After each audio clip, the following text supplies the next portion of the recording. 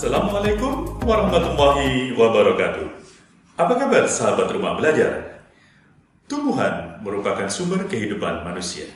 Karena tumbuhan adalah produsen makanan dan sumber oksigen untuk bernapas. Beberapa hal yang akan terjadi bila tidak ada tumbuhan. Manusia dan hewan tidak memiliki sumber makanan. Bumi akan gersam sehingga kehidupan akan berakhir. Begitu besarnya kekuasaan Allah Subhanahu wa Ta'ala, Tuhan yang Maha Esa, yang telah menciptakan tumbuhan dan menjaga kelangsungan hidupnya dengan cara berkembang biak. Pada kesempatan kali ini, kita akan belajar tentang perkembangbiakan tumbuhan.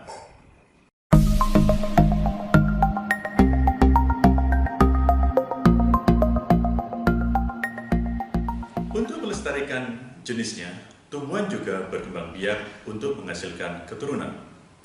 Tumbuhan berkembang biak dengan dua cara, secara generatif dan secara vegetatif. Perkembangbiakan secara generatif adalah perkembangbiakan melalui proses penyerbukan pada bunga. Sedangkan perkembangbiakan secara vegetatif adalah perkembangbiakan tumbuhan tidak melalui proses penyerbukan. Sekarang, pada kesempatan ini, kita awali dengan perkembangbiakan secara generatif. Mari kita lihat bersama bagian-bagian bunga. Yang pertama adalah putik. Putik adalah alat kelamin betina pada bunga. Putik terdiri atas kepala putik, tangkai putik, dan bakal biji.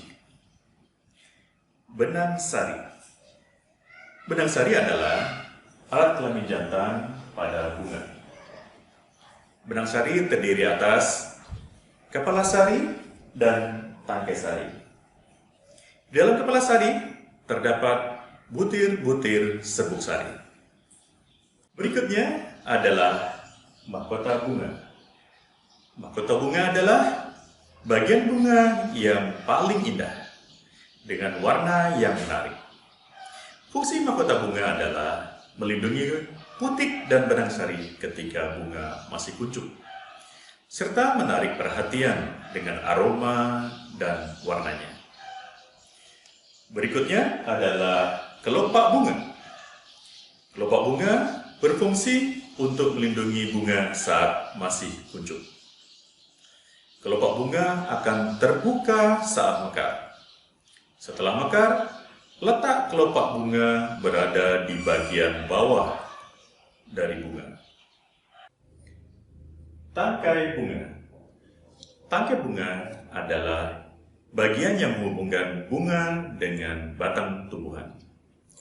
Bagian ujung tangkai bunga membesar membentuk dasar bunga. Dasar bunga berfungsi sebagai tempat melekatnya mahkota bunga. Bakal biji. Bakal biji pada tumbuhan akan menjadi biji setelah terjadi penyerbukan. Biji yang dihasilkan oleh tumbuhan merupakan calon tumbuhan baru. Selanjutnya, kita akan bicara tentang penyerbukan. Penyerbukan adalah peristiwa jatuhnya serbuk sari di atas kepala putik pada bunga. Perkembangbiakan secara generatif tumbuhan ini akan menghasilkan biji sebagai calon tumbuhan baru.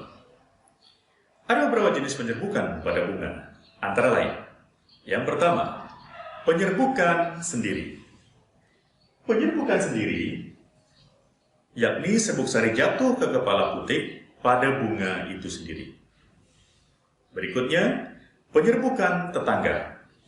Penyerbukan tetangga, yakni serbuk sari jatuh ke kepala putik pada bunga yang lain, tetapi masih dalam satu pohon. Berikutnya, penyerbukan silang. Penyerbukan silang, yakni serbuk sari jatuh ke kepala putik bunga dari pohon yang lain, tetapi masih dalam satu jenis tumbuhan. Yang berikutnya adalah penyerbukan bastar. Penyerbukan bastar adalah serbuk sari jatuh ke kepala putik pada pohon yang berbeda dengan berbeda varietas.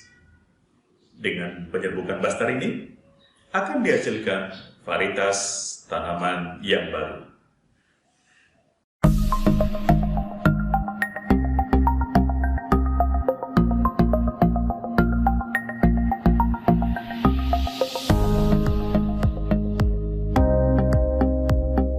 Demikian proses penyerbukan pada tanaman.